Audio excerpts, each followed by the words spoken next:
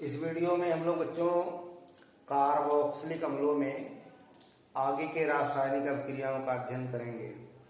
जैसे पिछले वीडियो में आपको कुछ महत्वपूर्ण अभिक्रियाएं जैसे श्मिट अभिक्रिया, बोरोडीन हुन्सडीकर अभिक्रिया, लौड़ों पर ताप का प्रभाव, ये सब बताए गए थे। इसी प्रकार आगे महत्वपूर्ण अभिक्रिया है जैसे HBZ रिएक्शन है। कार्बोक्सिलिक अम्लों में HBZ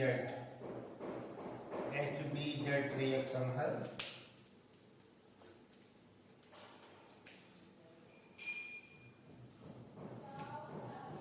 हेल-ओलार्ड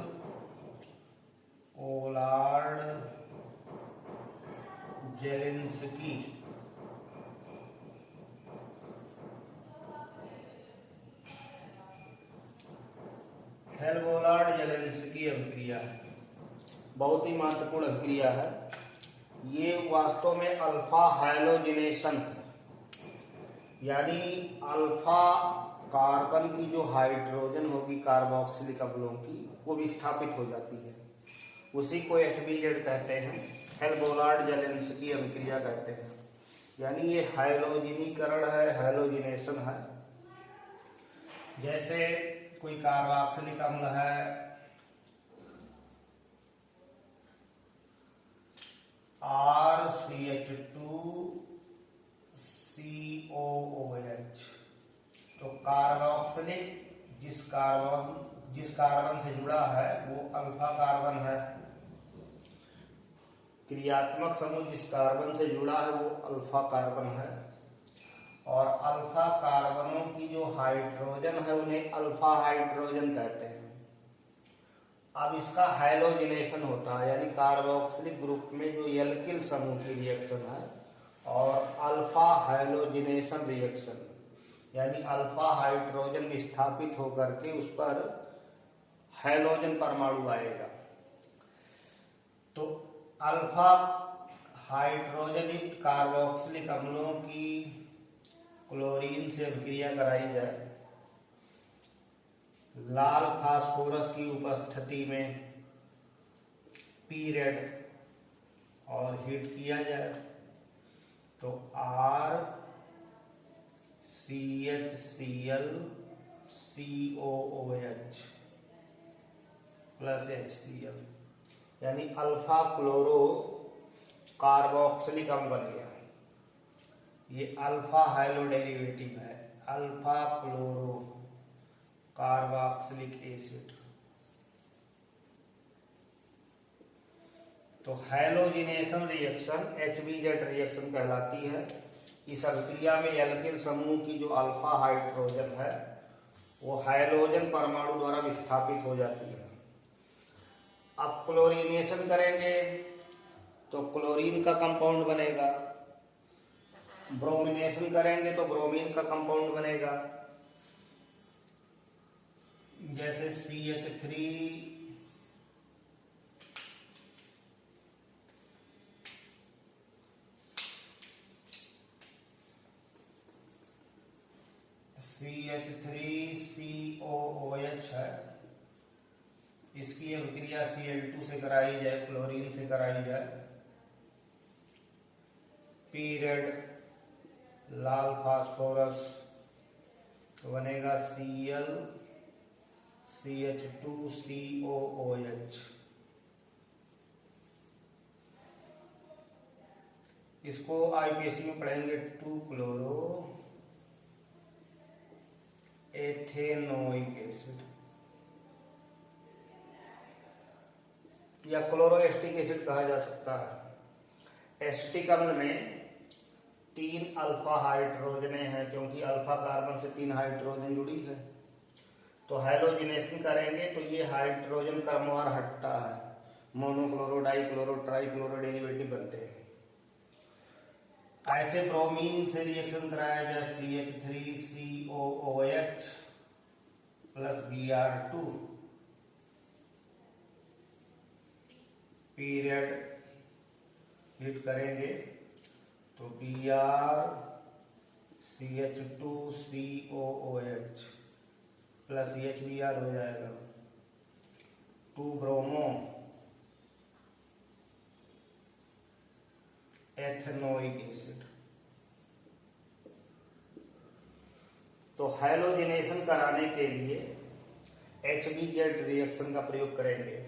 कार्बोक्सिलिक अम्ल में कई तरह की अभिक्रियाएं होती हैं, जैसे कुछ रासायनिक अभिक्रियाएं जिसमें कार्बोक्सिलिक का हाइड्रोजन विस्थापित होता है, कुछ रासायनिक अभिक्रियाएं जिसमें डीकार्बोक्सिलेशन होता है, CO2 निकल जाती है, कुछ रासायनिक अभिक्रियाएं जिसमें डिहाइड्रेशन होता है, जल निकलता है। तो ये ऐसी रासायनिक अभिक्रिया है जिसमें एल्किल समूह का हैलोजिनेशन होता है, हैलोजनीकरण होता है, हैलो डेरिवेटिव बनते हैं। अब जैसे प्रोपेनोइक एसिड या प्रोपियानिक एसिड लिया जाए, CH3CH2COOH, propanoic acid. Propanoic acid का अगर आप क्लोरीनीकरण करते हैं लाल फास्फोरस के उपस्थिति में गर्म करते हैं, तो ये अल्फा कार्बन है CH3CHCl और COOH प्लस HCl, 2-क्लोरोप्रोपेनोइक एसिड। तो इस तरह से हाइड्रोजन डेरिवेटिव्स बड़े आसानी से बनाए जा सकते हैं। तो HBZ महत्वपूर्ण अभिक्रिया है, इस पर टिप्पणी आती है। ऐसे जो डीकार्बोक्सिलेशन है, डीकार्बोक्सिलीकरण, डीकार्बोक्सिलेशन अभिक्रिया जिसमें CO2 निकलती है, decarboxylation reaction, decarboxylation reaction. Decarboxylation का तात्पर्य है CO2 का निकलना। तो decarboxylating agent soda lime, soda lime means caustic soda और लाइम का प्रयोग करते हैं। तो कार्बोक्सिलिक अम्लों के सोडियम साल्ट ले लिए जाएं और सोडा और लाइम के साथ गर्म किया जाए। लाइम का कार्य उसको शुष्क रखना ताकि हाइड्रोलिसिस ना होने पाए साल्ट का। किसी कार्बोक्सिलिक अम्ल के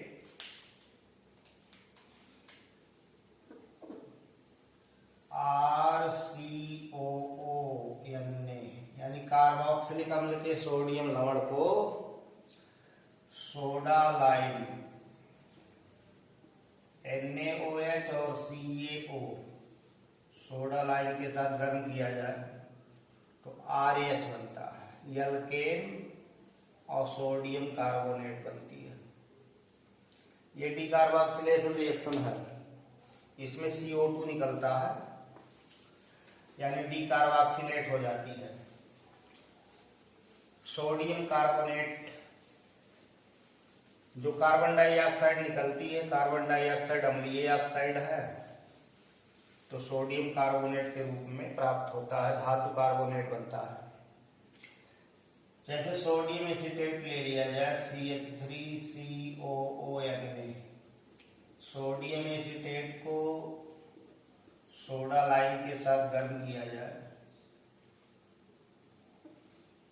तो डीकार्बोक्सिलेशन होगा, तो Na2CO3 बनेगा, सोडियम कार्बोनेट, और एक कार्बन की एल्किल है तो मेथेन बना देगा। यानी मेथेन बनाने की प्रयोगशाला विधि जो पूर्व की कक्षाओं में पढ़ते हैं कि सोडियम एसीटेट को सोडा लाइम के साथ गर्म करते हैं तो मेथेन बनता है। ऐसे CH3CH2COONA, ये सोडियम प्रोपियोनेट है, सोडियम प्रोपियोनेट। सोडियम प्रोपियोनेट को सोडा लाइम के साथ गर्म करेंगे तो एथेन बनेगा, 2 कार्बन का हाइड्रोकार्बन बनेगा,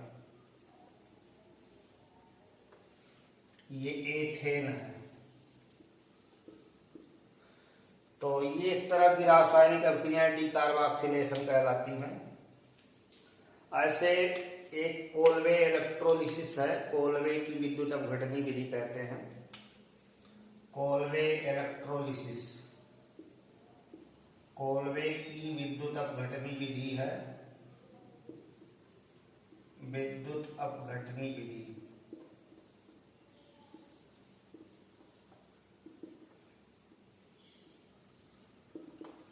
कोलवे रिएक्शन में कार्बोक्सिलिक अम्लों का लवण लेते हैं और उस लवण का इलेक्ट्रोलिसिस कराया जाता है। इलेक्ट्रोलिसिस मीन्स इलेक्ट्रोड लगा करके इलेक्ट्रिक करंट पास करते हैं। तो इलेक्ट्रिक करंट जब पास करते हैं तो एनोड पर ऑक्सीडेशन और कैथोड पर रिडक्शन की क्रियाएं होती हैं। एनोड पर ऑक्सीडेशन होने से एल्केन और कार्बन डाइऑक्साइड बनते हैं और कैथोड पर हाइड्रोजन गैस निकलती है। जैसे एसिड का साल्ट लिया जाए RCOO, potassium salt of carboxylic acid है। इसके जलीय विलयन का इलेक्ट्रोलिसिस कराया जाए, विद्युत अपघटन कराया जाए। इलेक्ट्रोलिसिस यानी विद्युत अपघटन कराएंगे तो ये जो निगेटिव वाला हिस्सा है वो एनोड पर पहुंचता है, उसका ऑक्सीडेशन होता है। तो ऑक्सीडेशन में RR बनते हैं, RR माने एल्केन हो गया। बैलेंस इक्वेशन में यहाँ 2 लिख दिया जाएगा। और ये जो डिकार्बोक्सिलेट होगी तो कार्बन डाइऑक्साइड निकलेगी। इसमें से हाइड्रोजन गैस निकलती है क्योंकि रिडक्शन इन्हीं का है। तो रिडक्शन होने से हाइड्रोजन गैस और हाइड्रोक्साइड आयन बनते हैं। तो हाइड्रोजन गैस निकलती है कैथोड पर और साथ में पोटेशियम हाइड्रोक्साइड हो जाएगा। ये बैलेंस इक्वेशन बनेगा। इक्वेशन बैलेंस है। तो कार्बोक्सिलिक अम्लों के पोटेशियम लवणों के जलीय विलयन का विद्युत अपघटन कराया जाए, इलेक्ट्रोलिसिस कराया जाए तो एनोड पर ऑक्सीकरण होगा। एनोड पर ऑक्सीकरण से एल्केन बनेंगे और कार्बन डाइऑक्साइड निकलती है और कैथोड पर हाइड्रोजन गैस निकलती है। जैसे पोटेशियम एसीटेट है, पोटेशियम एसीटेट, पोटेशियम एसीटेट, इसके जलीय विलयन का इलेक्ट्रोलिसिस कराया जाए, विद्युत अपघटन कराया जाए तो RR के जगह पर CH3 बनेगा, यानी उसको जोड़ दिया जाए तो C2H6 बनेगा। Ethane, carbon dioxide, hydrogen gas और कास्टिक पोटाश बनेगा। ये बैलेंस इक्वेशन है। तो ये कोलवे इलेक्ट्रोलिसिस कहलाता है। कोलवे की विद्युत अपघटनी विधि एल्केन बनाने की विधि है। तो यह भी एक महत्वपूर्ण अभिक्रिया है जिसके द्वारा एल्केन बनता है।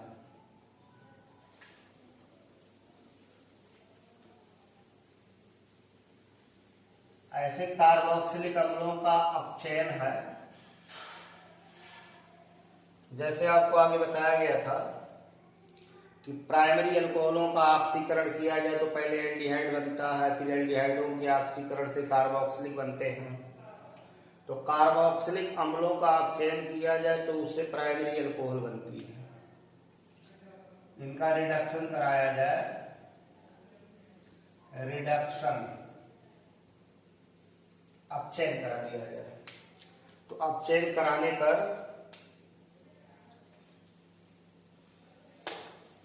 प्राइमरी अल्कोहल बनेंगे। जैसे RCOOH, ये कार्बोक्सिलिक एसिड है और reducing agent lithium aluminium hydride ईथरीय विलयन का प्रयोग करते हैं। तो ये कार्बोक्सिलिक का अपचयन करके प्राइमरी अल्कोहल जनरेट करेगा, यानी CH2OH हो जाएगा। RCH2OH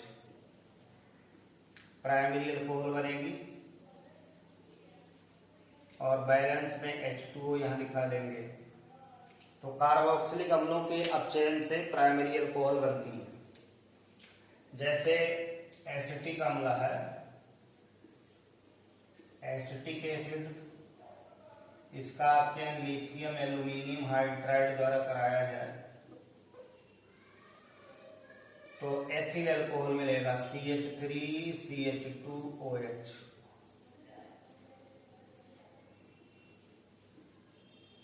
एथिल अल्कोहल मिलेगा। तो इस तरह से कार्बोक्सिलिक ग्रुप का रिडक्शन करके प्राइमरी अल्कोहल बनाए जा सकते हैं। ऑक्सीडेशन,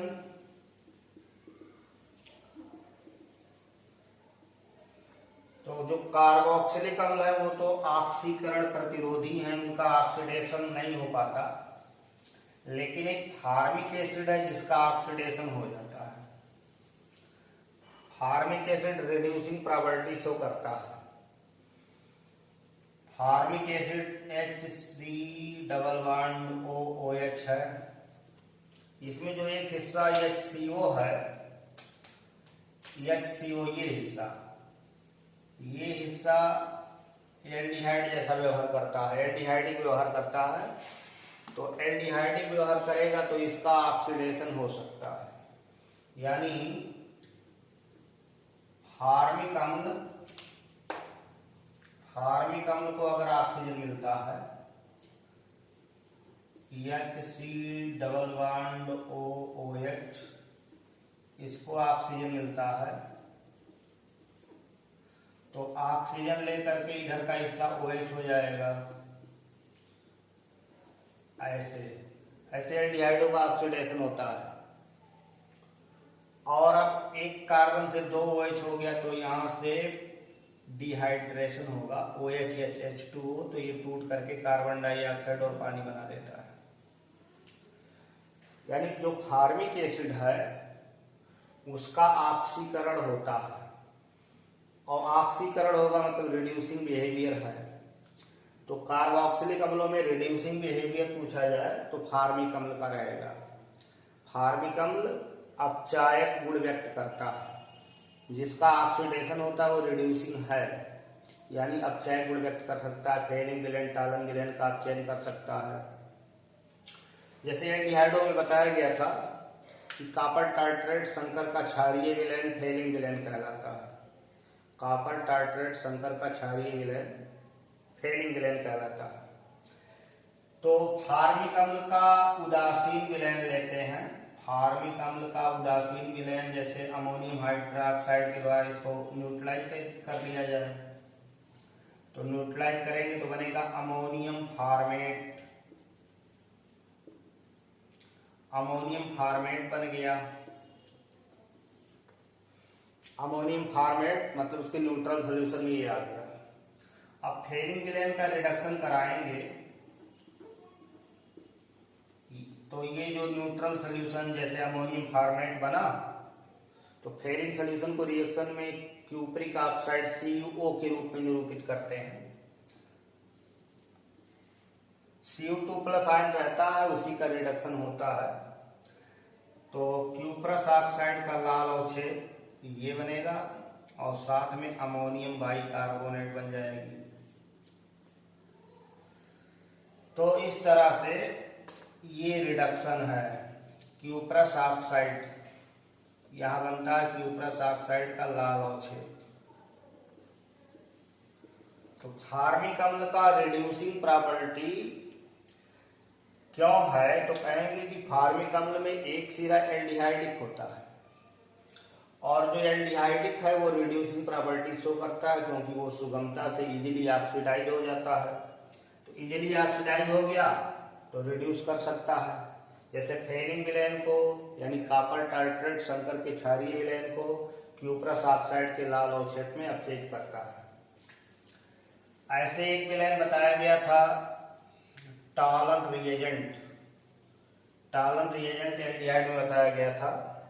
अमोनिया में सिल्वर नाइट्रेट विलेन को टालन अभिकर्मक कहते हैं।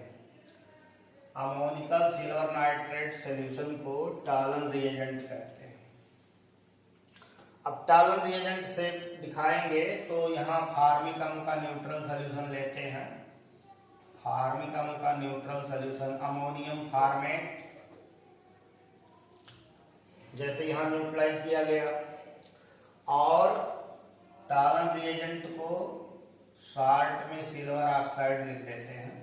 वैसे अमोनिकल सिल्वर नाइट्रेट सोल्यूशन होता है, अमोनिया में सिल्वर नाइट्रेट सोल्यूशन होता है, यानी सिल्वर का संकर रहता है कॉम्प्लेक्स। तो यहाँ सिल्वर मुक्त हो जाएगा, सिल्वर मिरर बनेगा, अमोनियम बाइकार्बोनेट बनेगा, अमोनियम बाइकार्बोनेट, ये सिल्वर मिरर बनेगा, सिल्वर मिरर या ब्लैक पीपीटी बनता है। तो फार्मिक अम्ल का उदासीन विलयन टालन अभिकारक फेलिंग विलयन को रिड्यूस किया। ऐसे मर्क्यूरी क्लोराइड को ये रिड्यूस करता है, मर्क्यूरी क्लोराइड को, फार्मिक अम्ल और मर्क्यूरी क्लोराइड ये है। कोरोसिव सब्लिमेट मर्क्यूरी क्लोराइड को कहते हैं इसको। तो इसका रिडक्शन पहले होता है मर्क्यूरस में, कैलोमल में मर्क्यूरस क्लोराइड Hg2Cl2 और CO2 बनेगा, HCl बनेगा। तो पहले मर्क्यूरस क्लोराइड बना, मर्क्यूरस क्लोराइड का सफेद अवक्षेप बनता है। अब बाद में फिर इसका रिडक्शन होकर मरकरी मुक्त हो जाती है। तो फार्मिक अम्ल मर्क्यूरस क्लोराइड को मरकरी में बदल दिया और कार्बन डाइऑक्साइड बन गया और HCl बन गया। तो इस तरह फार्मिक अम्ल अपचायक गुण व्यक्त करता है। फेलिंग विलयन टालन विलयन मर्क्यूरी क्लोराइड का चयन किया, मर्क्यूरी क्लोराइड को पहले मर्क्यूरस क्लोराइड में और फिर मरकरी में बदल देता है। तो इस वीडियो में हम लोगों ने कुछ महत्वपूर्ण अभिक्रियाएं पढ़ा, शेष अगले वीडियो में पढ़ा जाएगा। धन्यवाद।